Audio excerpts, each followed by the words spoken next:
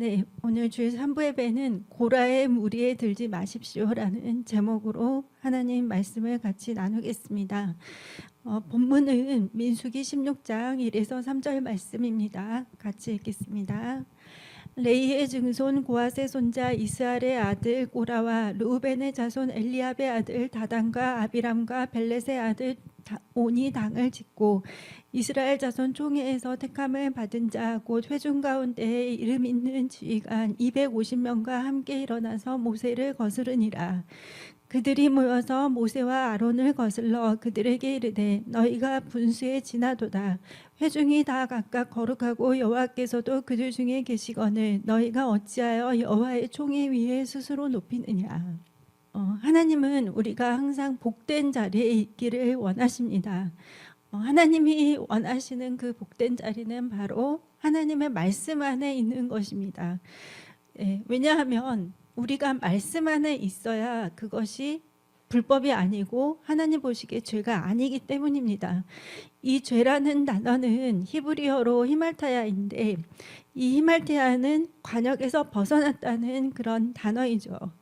그래서 우리가 말씀에서 벗어나서 죄의 상태에 있거나 그리고 또 하나님 앞에서 우리가 불법의 그런 자리에 있다면 하나님께 기쁨이 될 수 없고 또 하나님께서는 우리를 축복해 주실 수가 없습니다. 물론 이제 신앙생활을 하면서 죄를 아예 안 짓고 살 수는 없지만 이제 최소한 하나님의 말씀을 우리가 알고 있어야 바로 알고 있어야 신앙생활을 잘 할 수가 있고 또 이 말씀을 아는 지식이 우리를 죄로부터 자유케 할 수 있습니다. 죄가 죄인지를 모르면서 이렇게 살게 되면은 회개할 수도 없고 그렇기 때문에 우리는 하나님의 말씀을 아는 지식이 꼭 있어야 합니다. 예수님을 안 믿는 사람들이나 또 크리스천들이라 할지라도 가정, 사회, 국가, 교회 등 우리가 사는 세상에서 만나는 이 권위들을 어떻게 대해야 할지 모르는 경우가 있고 또 실수하는 경우들도 있습니다. 그래서 우리가 하나님 말씀을 모르면 하나님께서 세상 안에 이 권위자들을 세우시고 그들을 통해서 역사하실 때 우리가 나도 모르게 회방자가 될 수가 있고 또 어떨 때는 권위를 인정하는 협조자가 될 수도 있습니다.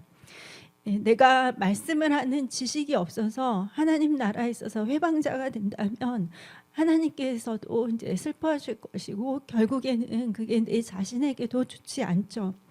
그래서 우리는 이 성경을 통해서 하나님께서 이 권위에 대해서 무엇이라고 말씀하시는지 한번 살펴보겠습니다.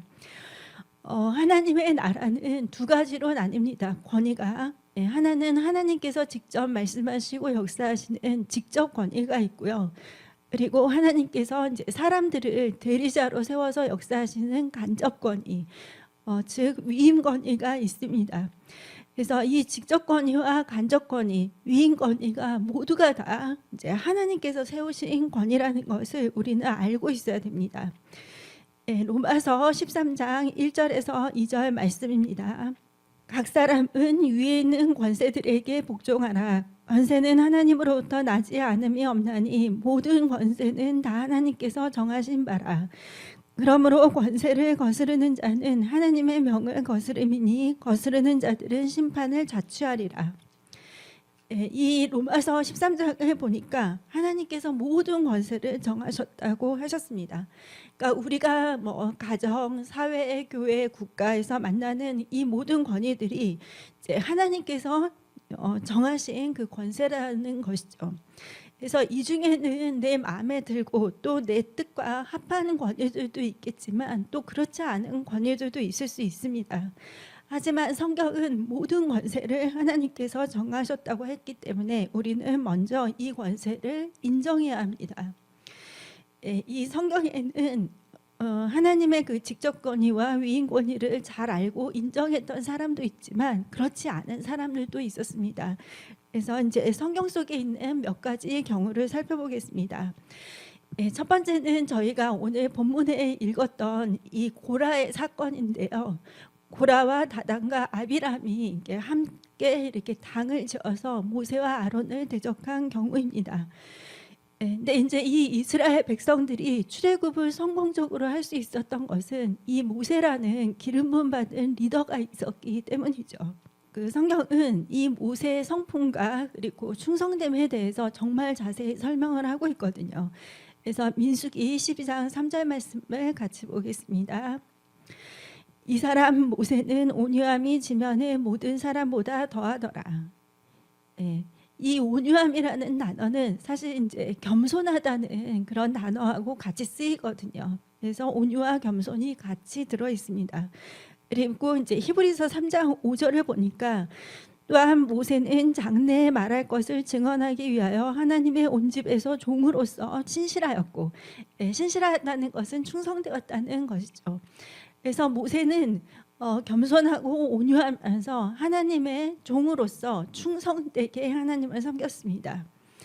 이렇게 해서 이제 이스라엘을 잘 이끌고 있었는데 레위인 고라가 모세와 아론의 권위에 반대를 하면서 250명의 사람들을 이렇게 선동해서 아론과 모세를 이제 그 대적을 했습니다.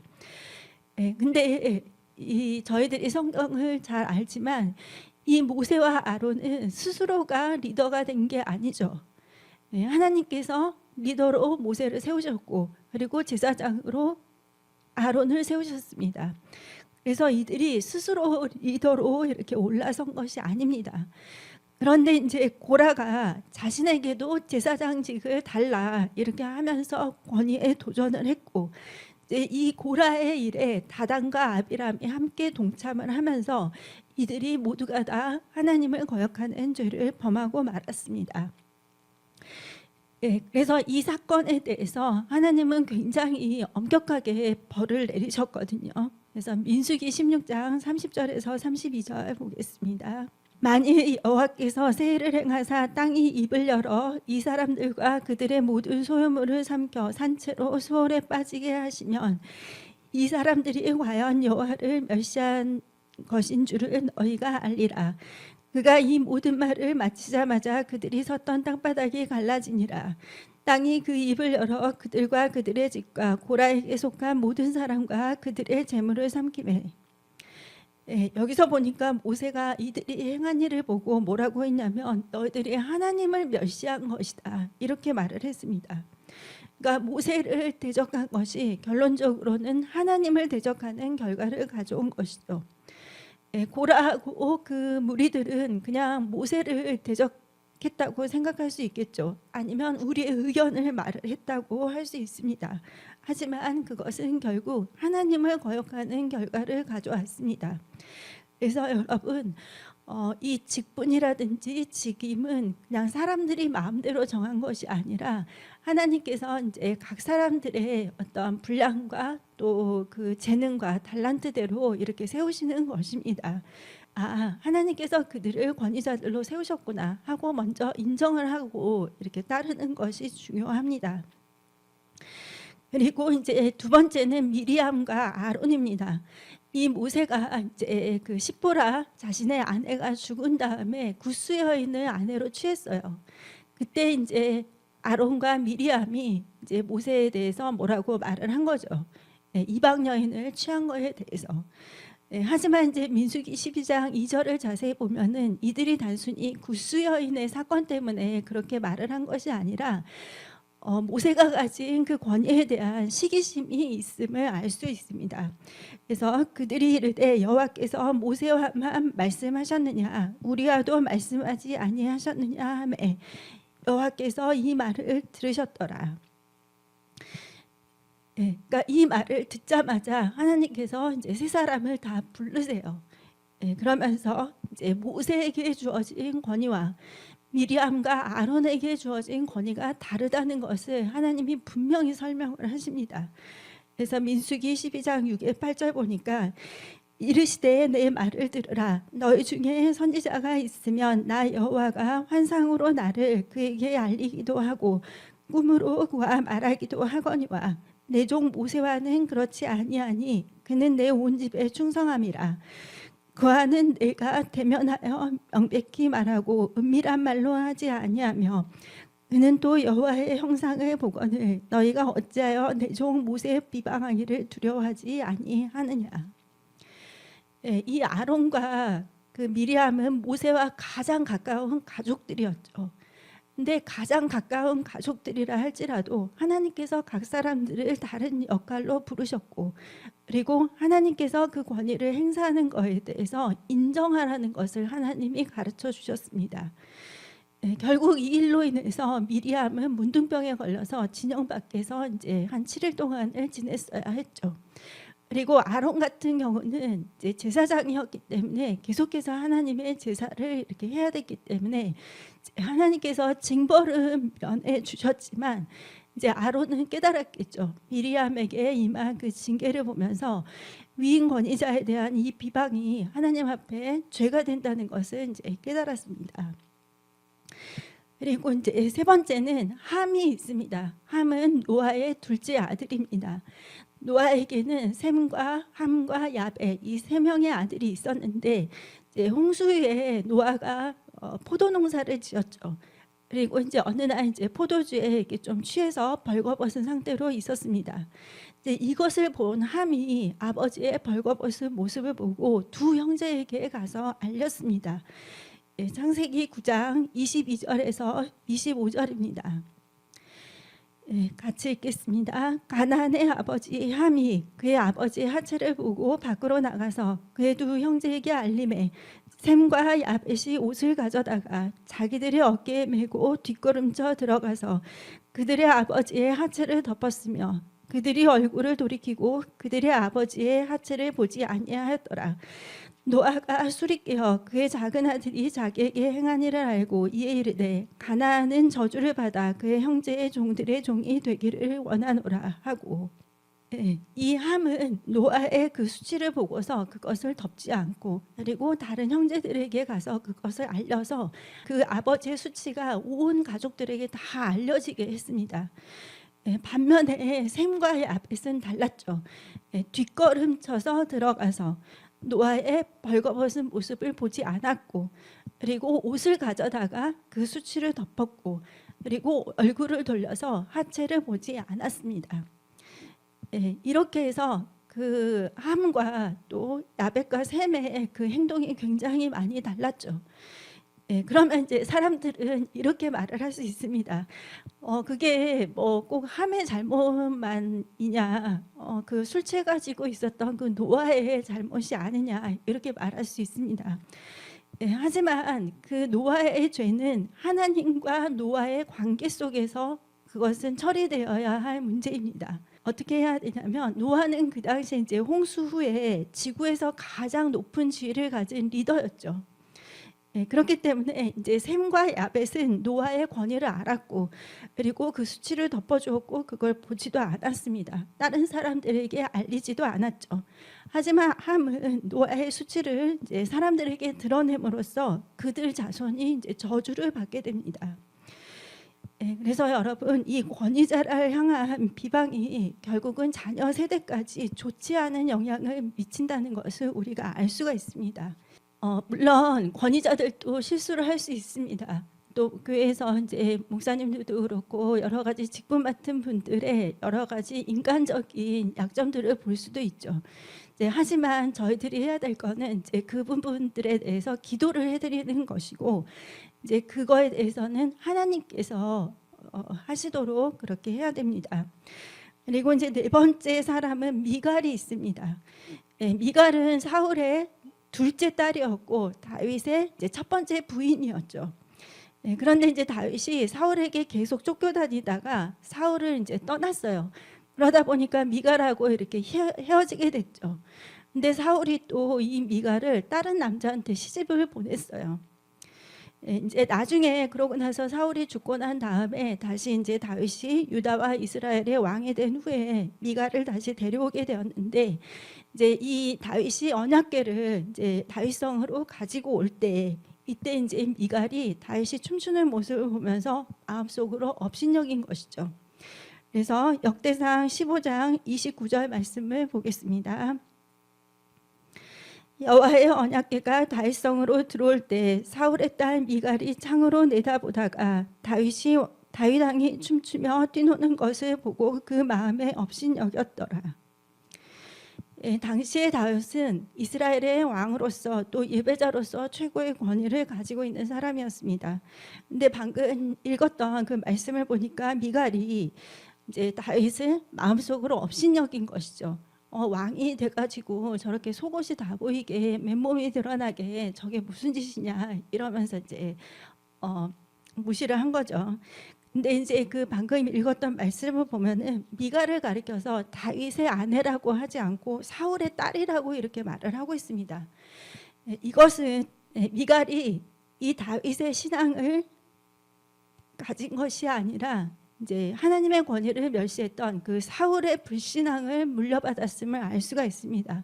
그러니까 미갈의 입장에서 볼 때 이 언약궤가 이렇게 돌아오는 거에 대해서 저렇게 할 일인가? 그러니까 다윗의 그 깊은 신앙과 열정을 이해하지 못했어요. 그래서 다윗이 이제 맨몸을 드러내니까 그거에 대해서 마음으로 이제 업신여긴 것이죠. 이 일로 인해서 미갈은 죽는 날까지 자식이 없었다고 성경은 말을 하고 있습니다.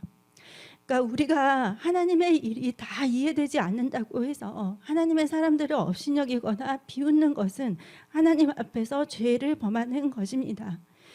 나중에 우리가 하나님 심판대 앞에 가게 되면 우리가 밖으로 나타났던 그 말과 행동에 대해서도 하나님께 상급이나 심판을 받기도 하겠지만 또 우리가 은밀히 마음속으로 또 생각으로 지은 죄들에 대해서도 우리는 하나님 앞에 낱낱이 고해야 된다고 성경은 말을 하고 있습니다. 그리고 또 예수님께서는 말씀하셨죠. 형제에 대해서 라가, 그러니까 라가라는 뜻이 바보라는 뜻이거든요. 그래서 바보 또 멍청이 이런 말을 하는 자들은 지옥불에 들어간다고 이렇게 했습니다. 이제 또 이렇게 회사 생활을 하시거나 이렇게 되면 또 사람들이 모여서 그 사장님을 욕하거나 또 뭐 학교 다닐 때는 선생님을 욕하거나 또 이런 경우들이 많이 있어요. 그럴 때 다른 사람들이 다 사장님을 욕해서 그냥 전 옆에서 같이 듣고 그냥 있었어요. 이렇게 말을 할 수도 있는데 이제 물론 같이 그냥 옆에 있는 거는 상관이 없겠지만 이런 부정적인 말들이나 그런 정보들이 우리들에게 굉장히 좋지 않은 부정적인 영향을 미치거든요. 특히 안 좋은 그런 부정적인 말들은 쉽게 이렇게 전염이 되고 생각을 통해서 이제 통로를 열어주는 그런 결과를 낳습니다. 그래서 저희들이 혹시라도 마음속으로 권위자들을 업신여기거나 또 비웃는 죄를 지었다면 이제 반드시 회개를 해서 우리가 하나님 앞에 이렇게 걸리는 것들이 없도록 그 죄가 없도록 그렇게 해야 됩니다. 그리고 이제 마지막 사람은 시므이입니다. 시므이는 다윗이 가장 힘들 때 노골적으로 다윗을 비방하고 저주했던 사람입니다. 이제 다윗이 그 아들 압살롬 때문에 이렇게 피해서 궁궐을 나갔죠. 압살롬이 반역을 일으켰어요.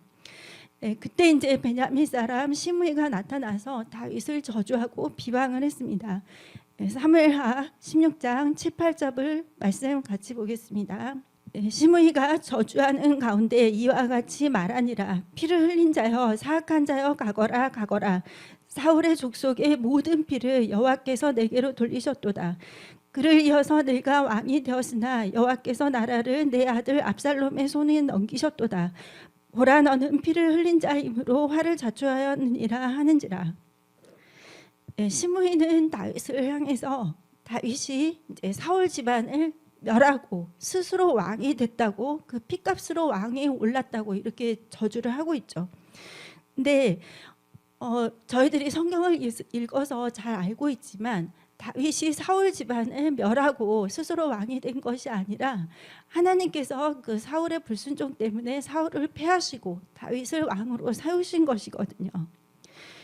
그렇기 때문에 이 그 시므이라는 사람은 사울과 똑같이 베냐민 지파였어요. 그러다 보니까 어떻게 생각하면 정치적으로는 나는 사울 지지자라고 생각할 수 있어요.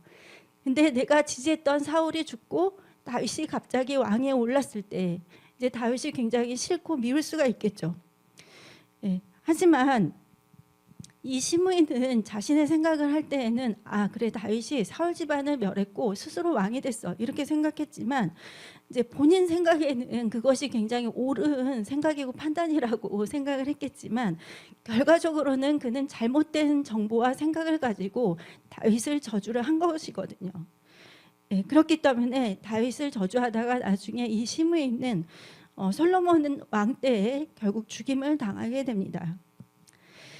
예, 우리가 권위자들에 대해서 알아야 할 것은 이 권위자들을 세우시는 분은 하나님이시기 때문에 권위자들의 잘잘못에 대해서는 하나님께 맡기고 우리는 이 권위자들을 위해서 기도를 해야 한다는 것입니다. 예, 디모데전서 2장 1절에서 2절 말씀을 같이 보겠습니다. 그러므로 내가 첫째로 권하노니 모든 사람을 위하여 간구와 기도와 도구와 감사를 하되 임금들과 높은 지위에 있는 모든 사람을 위하여 하라. 이는 우리가 모든 경건과 단정함으로 고요하고 평안한 생활을 하려 함이라. 예, 위인 권위를 존중하고 또 순종하는 것은 주를 위한 것이라고 또 베드로전서 2장 13절은 말을 하고 있습니다. 인간의 모든 제도를 주를 위하여 순종하되 혹은 위에 있는 왕이나. 예, 그러니까 디모데전서에서는 높은 지위에 있는 사람들을 위해서 기도하고 도고 간구를 하라고 했고, 그리고 또 베드로전서 2장을 보니까 너희들이 그 인간의 제도에 순종하는 것도 역시 주를 위한 것이다, 이렇게 말을 하고 있습니다. 예, 물론 이제 권위자들이 명할 때 우리가 순종을 하지 않아야 되는 경우도 있습니다. 부모님들이 예수를 절대 믿지 말라든지, 아니면은 너는 꼭 제사를 지내야 한다 이렇게 한다든지, 아니면은 직장에서 술을 강요한다든지, 아니면은 성적인 어떤 착취를 하기 위해서 강압을 한다든지, 이런 것들에 대해서는 절대 순종하면 안 되겠죠. 그리고 이제 성경에도 왕이 명령을 내렸는데 그거에 순종하지 않았던 경우도 있어요. 네. 그 바로 왕이 히브리 산파들에게 그 이스라엘의 그 아이들을 다 죽이라고 했을 때 그 산파인 부하와 십부라는 그것을 순종하지 않았죠. 하지만 그들의 순종을 하나님은 기쁘게 보셨습니다. 예, 다윗은 하나님을 경외함으로 사울 왕과의 관계를 하나님의 방법대로 해결을 했습니다. 예, 사울이 분명히 이제 다윗을 괴롭게 하고 위협하고 또 죽이려고 했고 이렇게 해서 굉장히 악을 범했지만 다윗은 이제 사울이 하나님이 기름 부어 세운 왕이라는 그 이유 하나 때문에 절대로 자기가 사울을 심판하지 않았습니다. 그러니까 인간관계를 내 중심으로 본 것이 아니라 하나님 중심으로 본 것이죠. 네, 그래서 이제 사울을 여러 번 죽일 기회가 있었지만 이제 다윗은 그것을 하나님께 맡겼습니다. 이제 하나님께서 다윗을 이제 내 마음에 합한 자라고 그렇게 말을 하셨던 것 중에서 이제 이렇게 하나님이 세운 권위를 인정했던 그런 부분도 분명히 있었을 것입니다. 예, 저희는 이제 5년마다 새로운 대통령을 맞이하죠. 그리고 또 학교에서는 1년에 한 번씩 새로운 선생님들을 이렇게 만납니다. 예, 근데 이제 또 회사의 대표나 또 나의 부모님, 또 배우자 이런 분들하고는 더 오랜 세월들을 함께 할 수가 있죠. 이제 이렇게 많은 권위의 관계 속에서 우리는 하나님의 방법대로 그리고 하나님이 기뻐하시는 방법으로 나아가야 합니다. 말씀을 알고 하나님을 경외하면서 인간관계나 권위자와의 관계도 하나님의 방법대로 이렇게 해 나아가서 하나님께 칭찬받는 여러분이 되시기 바랍니다. 이런 이야기들을 좀 하면은 저도 목사기 때문에 목사님들의 편을 드는 게 아니냐 이렇게 말씀하실 수도 있는데, 이제 저는 누구의 편을 들고 이런 것보다도 하나님의 말씀 안에서 하나님이 이 권위에 대해서 어떻게 설명을 하고 계시는지, 그리고 성경 속에서 그 권위자들을 대하는 사람들의 그 여러 상황 속에서 그들이 어떠한 결과를 맺었는지, 이제 이것들을 교훈 삼아서 저희들은 같은 실수를 하면 안 된다는 것을 말씀드리고 싶습니다. 네, 권위자에 대한 우리의 자세가 중요한 이유는 하나님께서 그들을 세우셨기 때문입니다. 그리고 이러한 지식이 우리를 하나님의 선한 도구로 이렇게 쓰임받도록 만들죠. 회방자나 대적자나 그리고 하나님의 일을 방해하는 사람들이 아니라 하나님의 선한 도구로 우리는 쓰임을 받아야 되겠죠. 그래서 여러분 항상 복된 자리에 있는 여러분이 되시기를 예수님의 이름으로 축복합니다.